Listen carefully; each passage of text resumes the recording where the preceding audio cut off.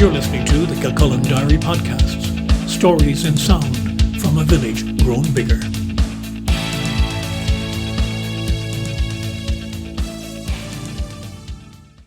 Hello, I'm Brian Byrne and this is Kilcullen Diary. This is episode 6 in the Accidental Pilgrim series, recalling my thoughts during a Kilcullen Parish pilgrimage to the Holy Land in 2007, led by our then Parish Priest, Father Michael Murphy. In this episode, how we do our best to get around the places in Jerusalem where Jesus spent the latter days of his life. Visiting the holy sites in and around Jerusalem is a much more frenzied affair than doing so around Galilee. This is partly because of the traffic, partly because of the complexity of a divided city, and partly because of the scrums of people in the narrow streets and at the churches. The ideal would be to follow the story in chronological sequence, but for all those reasons, as well as time constraints, this wasn't possible for our Kilcullen group on the first of a couple of hectic days of church visiting. In Galilee, we had got used to the idea that every key point in the New Testament narrative had had a church built on it, sometimes more than one because of the interests of different Christian denominations. In Jerusalem, it was the same, only more so. There are churches beside churches, and churches over churches of older eras. Because Jerusalem is, in the words of Abi, our guide, the most destroyed city in the world, with millennia of conquests, capitulations and sackings and reconquests in its timeline, you often have to dig very deep to get to Jesus' era.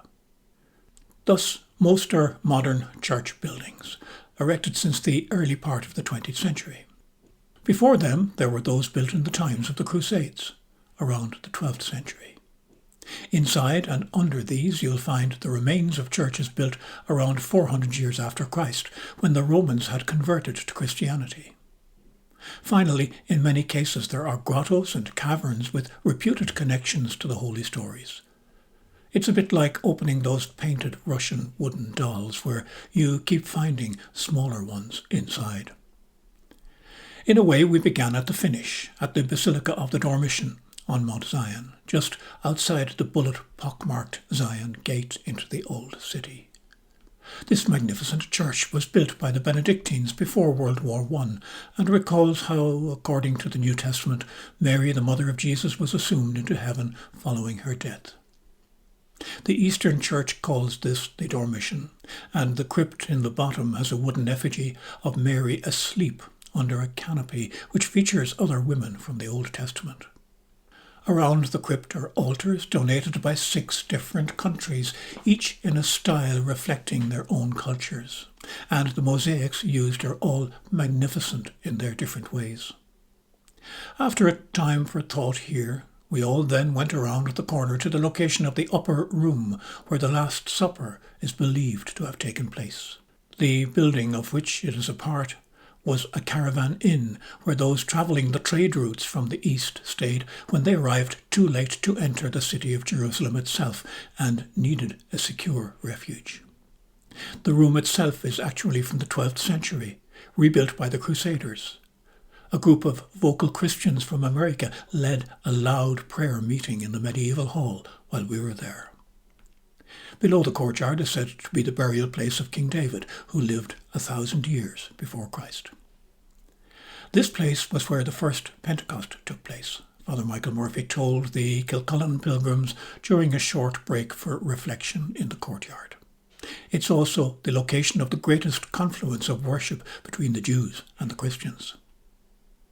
And then it was time to go to the Mount of Olives, over which we had arrived to Jerusalem the previous day. There, Mass was celebrated in a cavern grotto, where the wine press that gave the Garden of Gethsemane its name is said to have been located. It was converted as a place of worship by the very early Christians, and has been in the care of the Franciscans since the end of the 14th century. This is where Jesus sweated blood and prepared himself for a dreadful end, Father Murphy noted. It is a most sacred place. The places that we are seeing are the most sacred places in the Christian world, and these few days here will be the most precious in our memories when we look back on them in the years to come. After Mass, there was a visit to the modern Garden of Olive Trees itself, beside the modern Church of All Nations. One of the 3 back altar artworks here represents the Trattorious Kiss of Judas and was funded by the Irish state. A large rectangular rock in front of the main altar is believed to be where Jesus suffered the agony of preparing for his death by crucifixion. 2 further nearby shrines were visited before lunch. One was the tiny circular chapel which marks the spot from where Jesus is said to have ascended to heaven.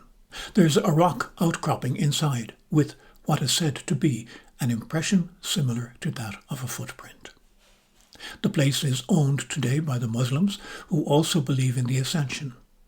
The other place was the Church of Pater Noster, a small section of which is dedicated as the spot where Jesus taught his disciples the Lord's Prayer. The main building is unfinished without a roof, and the walls are decorated with ceramic tiled squares on which are written the prayer in more than 60 languages. And these include one in Irish using the old Gaelic form.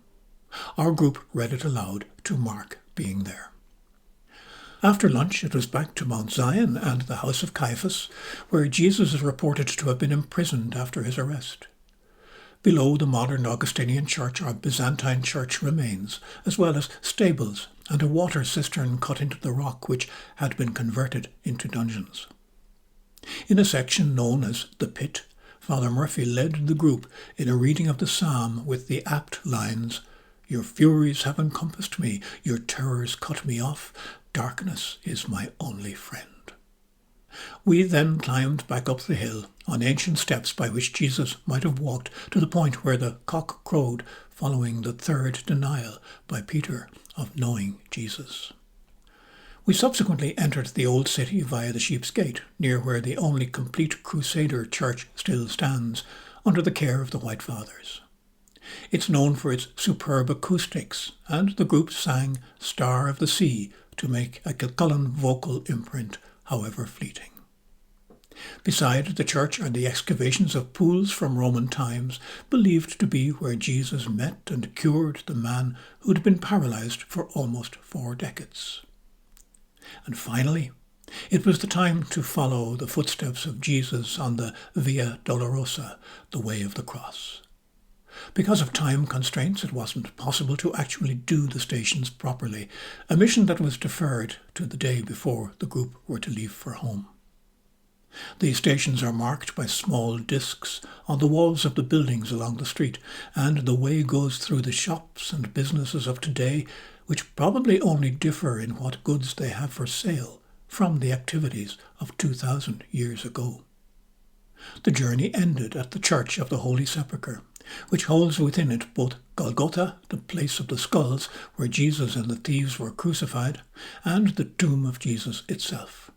A mosaic showing Jesus being nailed to the cross is behind one of the altars, while the crucifixion site itself is marked by a Greek Orthodox altar, under which a silver disc represents the hole into which the cross was placed.